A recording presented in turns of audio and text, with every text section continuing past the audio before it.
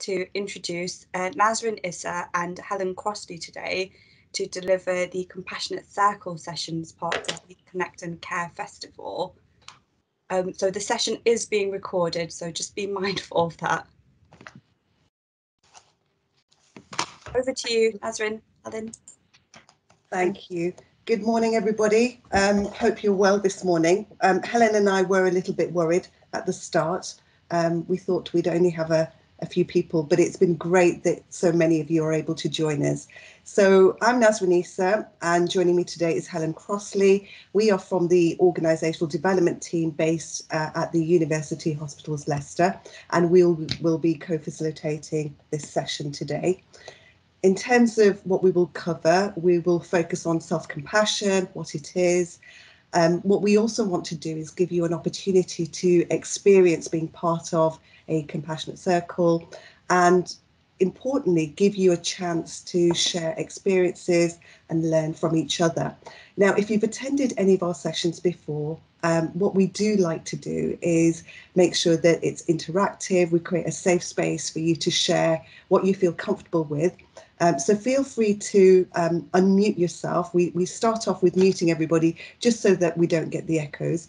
But if you feel free to unmute yourself and also put anything in the chat, which both Helen and I will pick up. So I like to start with this slide first, because for me it captures the essence of self-compassion. Self-compassion is nurturing yourself with all the kindness and love you would shower on someone you cherish. It's a simple quote, but it's actually very effective. And what I'd like you to do today as we progress through the presentation is to ask yourself the question, what does it mean for me when I am kind and I love and cherish myself? What does that look like for me? And I want you to kind of hold onto that thought and reflect on it.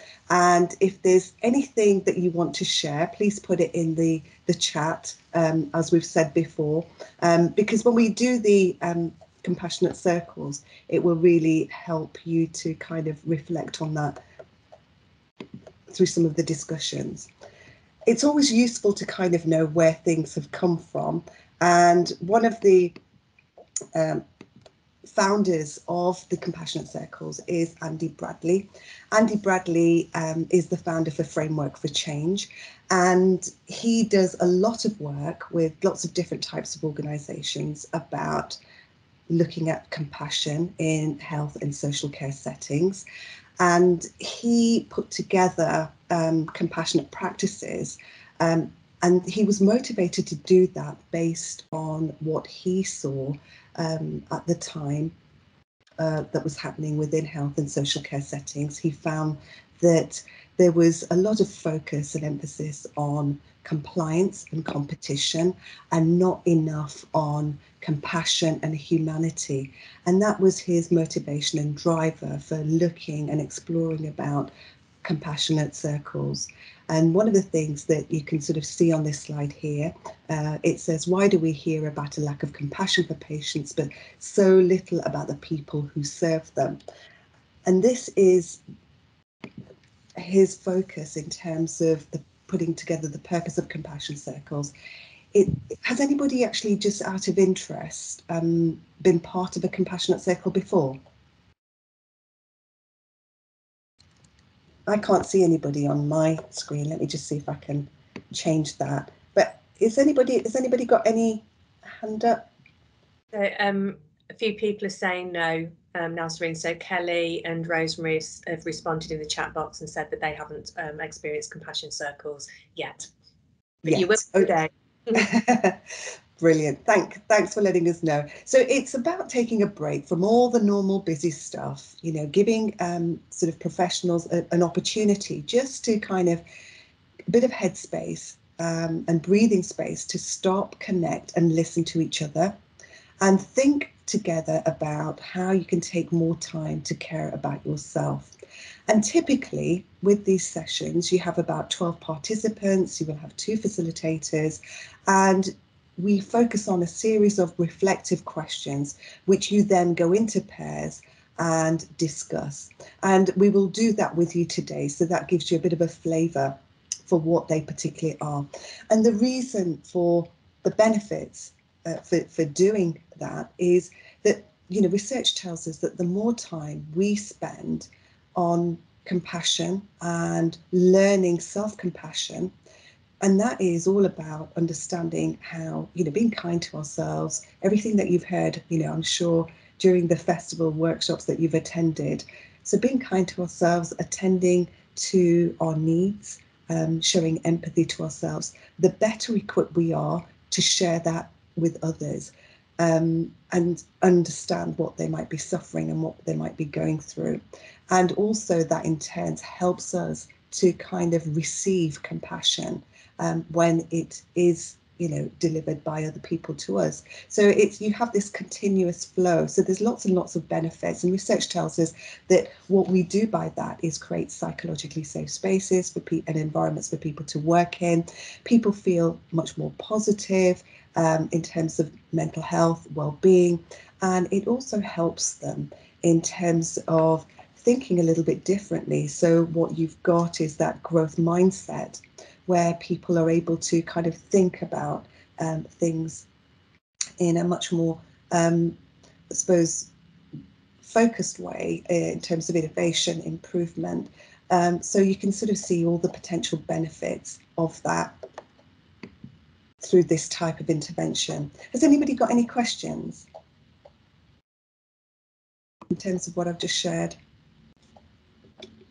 Can you give me a reaction? Is it making sense? Becky's got her hand up. Becky. Hi both. Thank you for this session.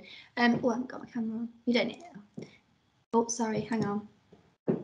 I was just going to, I find this all really fascinating about the whole, when you said about the humility side, and I think in healthcare we are very guilty, because we've done some stuff on self-compassion about normalising what we see. And I think that, and that you don't have to be in a clinical role to do that. I think that's any role that we see things that actually other people outside of the healthcare system wouldn't see. And I think that whole thing around compassion fatigue, it is that thing of being, like looking after ourselves, and I don't think we do that. So just a comment really, rather than a question, that I think this is all really useful stuff, and we need to take, we're not robots, we're human as well, and we need to look after ourselves as well as, the people that we take time to look after. So thanks for sharing, Becky. It's really insightful in terms of what you've shared, because yes, a lot of the stuff, we kind of know, but we're not great at doing for ourselves.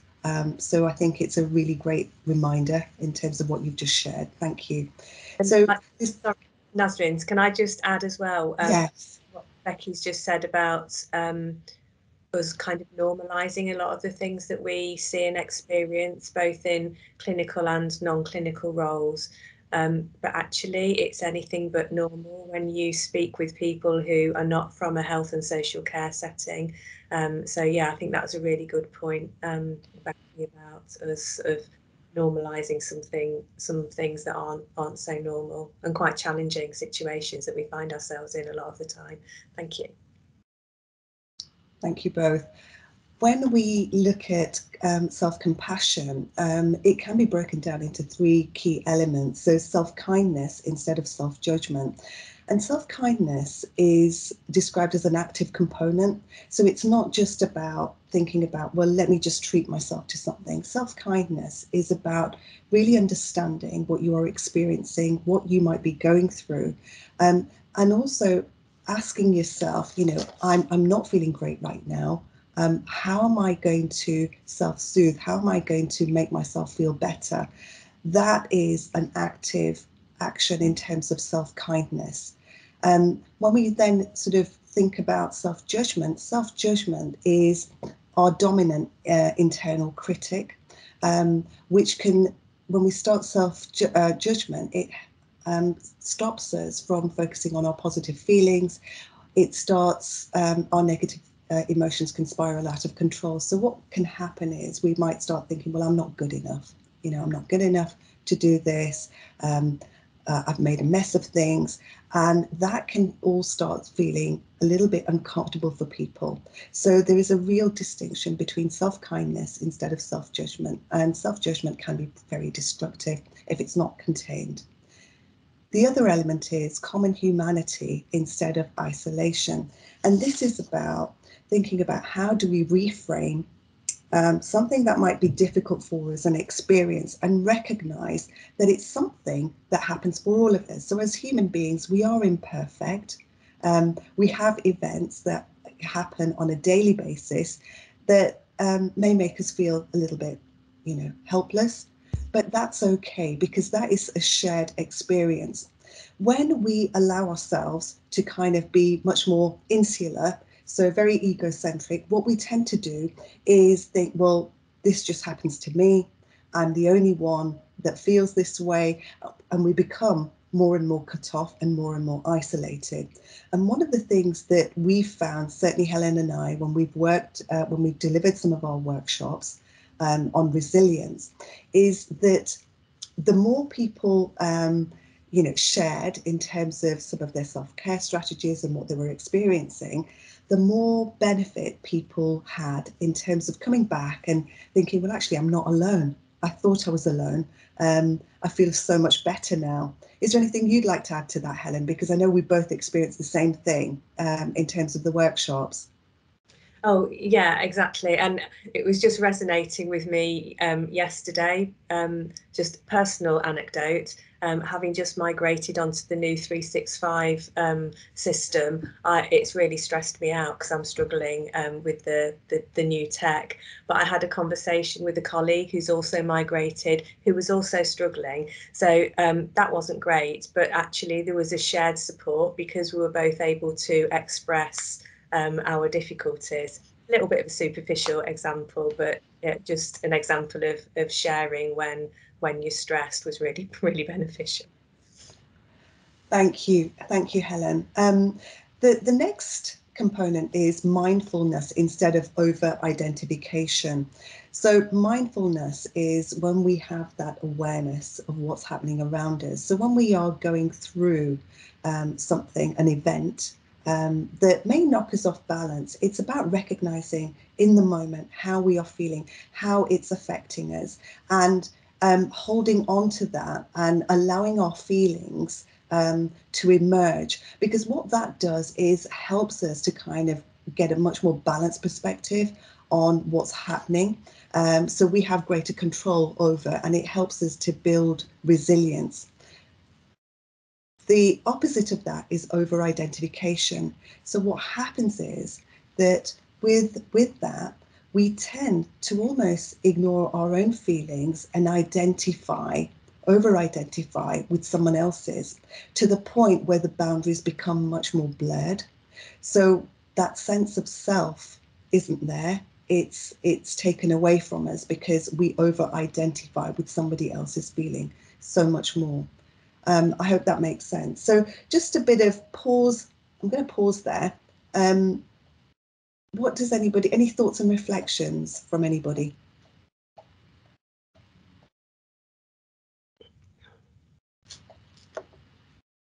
For some reason, I can't see anybody. It's one of those days today. I can see Ranjan Samani. Ranjan, do you want to share what you're thinking? Unmute yourself. Okay, let me try this way from my laptop. Then it's clear. Then can be seen. Okay. Right. Basically, I was just thinking what you just said. Compassionate. Yeah. But then sometimes we tend, people tend to be over compassionate and forgetting their own well-being. Is there something, where we can draw a line and something that can, support? I'm just thinking that is there anything that self-kindness is also a self-judgment. However, we could be over-compassionate with friends and colleagues who are going through working in isolation, working away from home. Just a thought. No, thank you for sharing your reflections with us. It's very typical, Ranjan, that we concentrate more on others than we do ourselves. Yeah. And it's really important that whilst that's a positive, that we don't neglect ourselves, because when we neglect ourselves, what we're not allowing ourselves to do is experience some of the empathy, the love, the understanding that we then share with others. And remember, it's part of us, our well-being, part of us being much more resilient, part of creating these growth mindsets. So self-compassion is a must, and it's really important. And if you remember the slide with the three circles, you will notice that, not three circles, that's another one. If you think about this one, you will see that compassion to self naturally then flows to others. Does that make sense? And then that in itself goes back to other people, you know, sharing that with you. So it is a continuous flow, and it's really, really important that you do prioritize yourself. And given some of the pressures that we all experience, both in our work and home environments, it's very easy to forget about self. That's right. Yeah.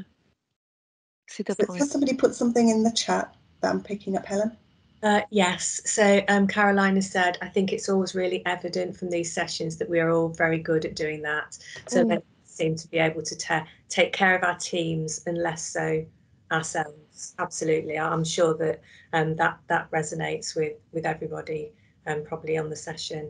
I've just put in the chat as well, just to signpost people to our Boosting Resilience session, because that's a really good kind of hours reflection, and with some activities to help people boost their own resilience. So looking at ways where we can actually take care of ourselves. And again, it's an interactive session, so you get some support from sharing with each other as well. Okay, thank you. Thanks, Helen. I wanted to share this slide with you because I think sometimes we do need to demystify some of this, this faulty thinking about self-compassion. It's not about self-pity. Sometimes people mistake it for self-pity because you think, well, you're so immersed in your own emotions that you forget about others. And it's not about that. Self-compassion allows you to have greater clarity and focus about what you are thinking, and it brings more of that connections, interconnection with others, because you can relate to their experiences. Self-compassion equals self-esteem. Self-esteem is how we value ourselves, and you know what we and it's all about our self-worth. Whereas self-compassion, in contrast, isn't dependent on how we value ourselves or, you know, how we feel good about ourselves. It's very much about how we make ourselves feel better. So it's very much focused on you as an individual. I think the point, this was raised a little bit earlier, in terms of sometimes we might be a bit overindulgent in terms of, you know, when we're thinking about self-compassion, we can overdo it. So sometimes people see that it might be an excuse not to actually take accountability for your behaviours. And that's in, you know, sharp contrast to what it actually is. It's not an excuse. It's actually more awareness about the need to be responsible for your behaviours. It's actually the opposite. And caring for yourself over others is selfish. Now that is faulty thinking, and I think we've already touched on that. That comes up time and time again. I've put a quote there from Jacinda Ardern, and I don't know if you can read it, but one of the criticisms that I've faced over the years is that I'm not aggressive enough or assertive enough, or maybe somehow because I'm empathetic, it means I'm weak.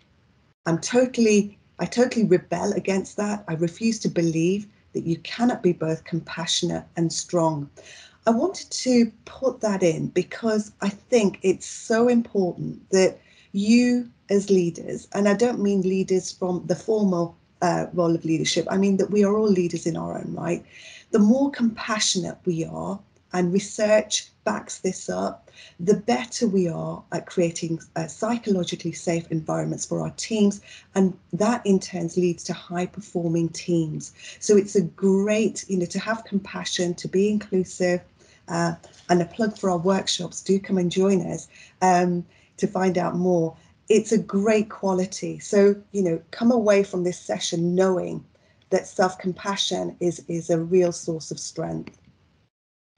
So self-compassionate people are more caring, they're more affectionate and considerate according to their partners, have more acceptance of their own and their partner's imperfections, and more likely to compromise when there is conflict. So let's just kind of pause there now before we go into the exercise. So Becky, you've put, love her, what an inspiring woman. Yes, she is. She is. And she has role model compassion in such a fantastic way to the whole world.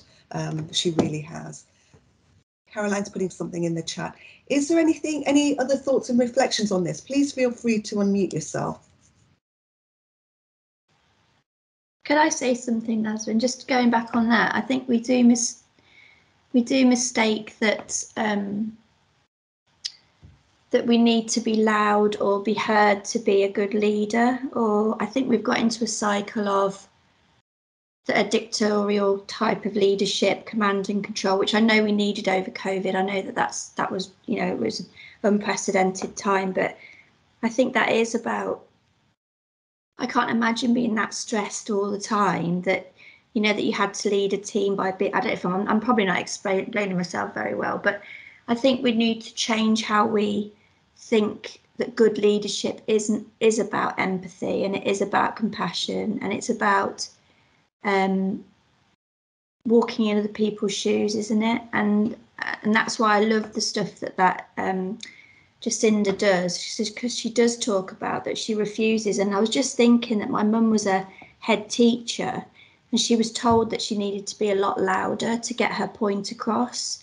And she said that she's not a text message, she's not an email, she's a person with feelings, and she refused to be this, you know, what they wanted her to be, because it wasn't effective in her eyes, and she did exactly what she needed to do, and, you know, ran a school that was about children's, you know, encouraging children to be expressive, to be love, to be all that kind of stuff. So I'm being really gushy now, but that's my sort of reflections on that. I think it's really, really important.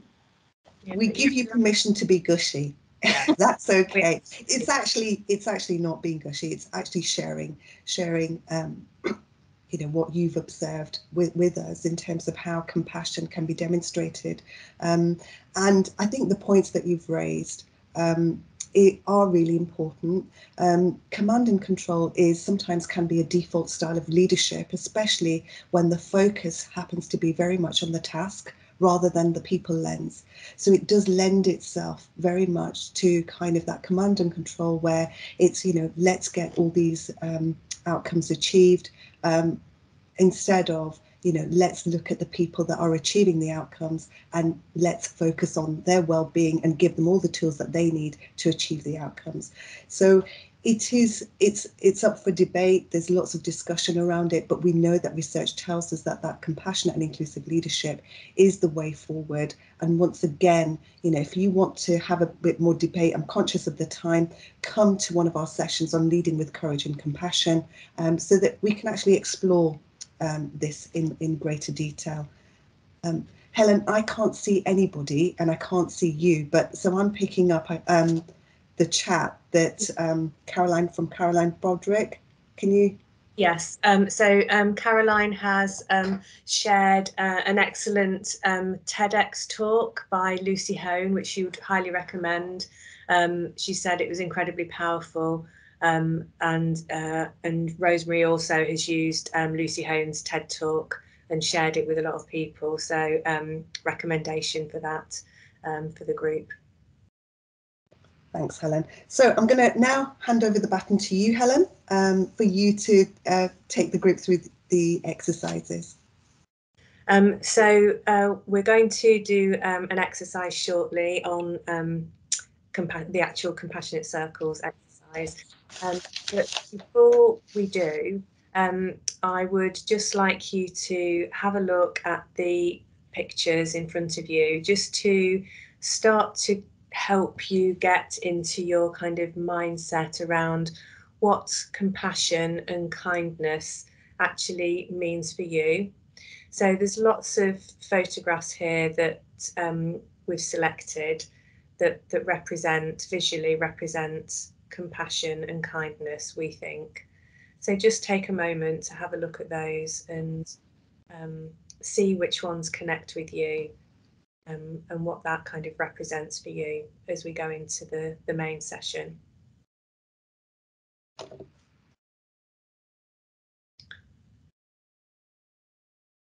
So when you're ready, you can move me on, Nazreen, to the next slide. Thank you. Okay.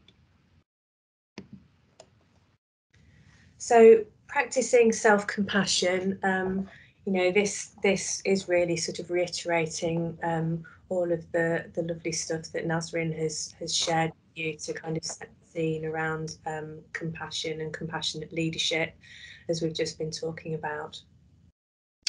So as we go into the actual activity, we would encourage you all to think about these 3 principles. So listening with a quiet mind is very much about you taking time to listen to the person that is speaking, and it's kind of human nature sometimes that when people are talking, particularly when we're in a very kind of busy, fast-paced environment, or when we're feeling stressed and rushed, instead of truly listening and deeply listening, we're starting to kind of second guess what the person is saying, or maybe start to problem solve around what the person is saying. So really, this is about encouraging you to kind of switch off your inner dialogue and quieten your own mind so that you can listen with compassion and understanding and truly hear what the person is saying. Appreciating from the heart is about, for me, it's about trying to connect with the feelings and what is going on for the person when they're talking to you. And it's about listening with no judgment. So tapping into your kind of emotional intelligence and trying to really understand what's going on for that person as you're listening. And again, switching off that kind of inner dialogue. And finally, it's okay to ask questions, and asking questions with compassion is a really, really important part of listening, I think, because you're showing that you're listening, you're showing that you're trying to understand further what the person is saying. And by asking open questions or more probing questions, you are providing an opportunity for the person speaking to actually express themselves even more and go deeper and wider into the thing that they want to talk to you about. So just to recap, listen with a quiet mind, switch off that internal voice, appreciate from the heart, think about the feelings that are going on and the emotions, and ask questions when you feel it is appropriate to do so, because that shows that you're listening and you want to know more. Is there anything else that you would like to add to that slide, Nazreen? No, that's brilliant. So we'll go on to the main event. Just before we do, Mariam has also put into the chat box a link to the LLR Academy, where you can find out more details around the other sessions that we have on offer. Another little plug, shameless. So we're going to have about 20 minutes in the chat rooms. Mariam or Jem are going to, our tech support and all-round fabulous people, are going to put you into breakout rooms shortly in groups of 3. And in your breakout rooms, we want you to think about the following. take a couple of minutes to talk about what's going well for you right now. And it can be a work thing or outside work, can be home. It doesn't matter. It's what's going on for you at the moment. And then talk about what you're finding challenging. And then a couple of minutes about how you're going to take care of yourself. And we would like all of you to have a go at that if time allows.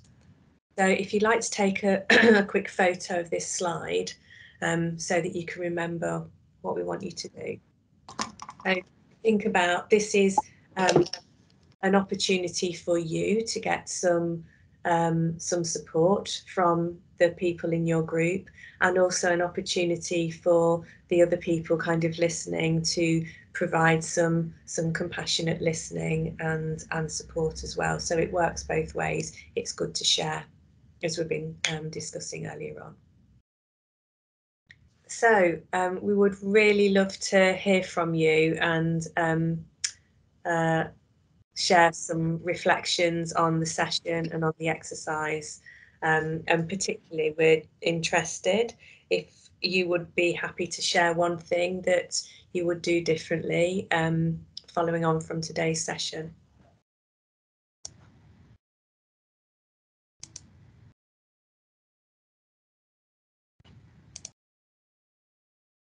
Was that helpful, just to have a bit of headspace, just to reflect? Becky, you're nodding. I'm happy to share from our group. If everyone from my group's happy for me to share. I don't want to just be the one that's... but I met three lovely people, including Caroline, that was on, bless her, typing really fast and doing an amazing job of doing that. But we were all talking about things that were going on in our lives, and actually we're all having some really good stuff, but actually some stuff that's actually really quite challenging, and new roles, new jobs, moving house, new team members, it being introduced to a team. And it's just, but the one common thing that we all talked about was that we don't, like you've been talking about through this session, is that we don't take time to really look after ourselves. We've got all this stuff going on and juggling a million things, but actually no wonder we're probably feeling a bit challenged by certain things that we've been talking about. So it was really, I found it really, really useful. I don't know if anybody else felt the same. I found it really useful. I don't think we ever have enough time in our busy days to stop until we create that space and that reflection time and that pause. It's almost like just putting things on pause, because we're working at 100 miles an hour, and it's lovely just to have a space to do that. Yeah, thank you, Anna. I couldn't agree more. And just something I could see, Nazrin, you were going to come in then, but so I'll be really quick. From Helen Bevan's session, which was either yesterday or the day before, I can't quite remember now. She talked a lot about the importance of belonging in terms of, people involved in change and leadership and improvement. And she advocated around the process of kind of checking in, that practice, process of checking in regularly with your team. And this is just a great way to check in. And it doesn't have to be 2 minutes of each thing, but to build that practice in so that you can be sort of still for a moment and just breathe and go, whew, like this is going on for me at the moment. This is the tough bit. So building in that practice, finding a way as a leader, as a compassionate leader, so important. And for yourself, as well as each other. Nazrin, sorry. No, you've already raised the point. I think all I was just going to say is that it doesn't have to be so long. In terms of the time, we do a 10-minute pause, and that's all. Sometimes that's all it's needed. I mean, you've had 15 to 20 minutes. I know we've had the difficulties, but you've had 3 people talking, in the groups within that time. So sometimes we think we just need so much time, but like Helen said, it could be a simple check-in that you just put as a daily thing that you all do with each other. That makes such a huge difference. Kelly's got her hand up. Kelly Barbara. Yeah, I was just thinking about the other day. I'd got a student with me, and we were sort of talking as we were going out doing our visits. And one of the things that she'd said, she was surprised when I said that we're actually going to stop and have a break, because that wasn't the experience that she'd had when she'd been out with other members of the team. It was a case of they just kept going and going and going, and didn't actually take that pause time in the middle of the day just to stop, have a comfort break, just to, you know, don't answer your phone, just stop for a little bit. And I thought that's something that's quite sort of common within the team. You know, we get so busy and trying to do everything for everybody else that we forget about ourselves, the fact that we are human, we do just need to stop for a little bit. And I think that's important to sort of share with our colleagues, just trying to encourage them to take that break and take that pause. And I think that's a really important thing to do. Yeah, and think how powerful that role modelling was that you just did there. So powerful, because particularly with a student who's, like, you know, at the beginning of their career, you're setting the tone for what is, you know, that good practice for the future, rather than that constant being on the treadmill. So well done you. You get a round of applause from us. Thank you. Keep doing that. It's something I try to do on my shifts, make sure that I do take a break up every shift, just to have that stop. Yeah. And it's the small things, I think small habits that make a huge difference. It's crazy to think that we would need to actually talk about that, because it should be something that is part and parcel of working life, to actually have a break during the shift. So really, just to kind of finalise with these last few slides, it's just to share, let you know that we do have lots of resources that are available to you. If you are joining us from UHL, then it's use the email odstaffsupport@UHL if you need any of our support, or the Academy one. Email us if you want us to support you with anything. And these are some of the toolkits that we've put together for you, which you may find really helpful. There's a coaching one, there's one about clarifying expectations, and that's the clear framework, something about resilience as well, and managing human dynamics of change. So there's lots of different things, toolkits that you can use on your own or with your teams, and we can guide you through those. And these are the workshops that we mentioned during the presentation today, that you can book yourself onto, and Mariam has provided you with the link. Now, Mariam, I think do you want to come in with all your links that you're sharing in the chat? Yeah, thanks, Nazrin. So I've just popped a little kindness pledge card. So be kind to yourself, tell yourself what you're going to do, and keep at it, so you can print it out or keep it saved somewhere so you can review it later to make sure you've done it. And then we've also got some specially designed thank you cards on the Academy webpage that you can download and save them as a PDF, or print them off and leave them on someone's desk, or email them to each other. Just a nice way of sending someone a thank you. The next session today, from a health and wellbeing standpoint, is the Schwartz round at 1 o'clock. So please do join and take some time out to fill out our evaluation form, because we want to have this festival every year. So let us know what we can improve on to make sure it's the best one we can deliver for you next year. And thanks for joining. Thank you, Mara, and a big shout out to Jem and Mariam, who've been working tirelessly behind the scenes to make everything run so smoothly for the festival. And what we would like to do is just thank all of you for all your contributions today, and for joining us on this session. It's been great just to have your input. I know the times aren't always ideal, but it's been really good to have you on board. And we hope that you will take, and think about self-compassion and take some of the tips that we've shared with you today. Yeah. Thank you. Lovely to meet you. Thank you. Bye-bye. Thank you. Thank you all. Amazing.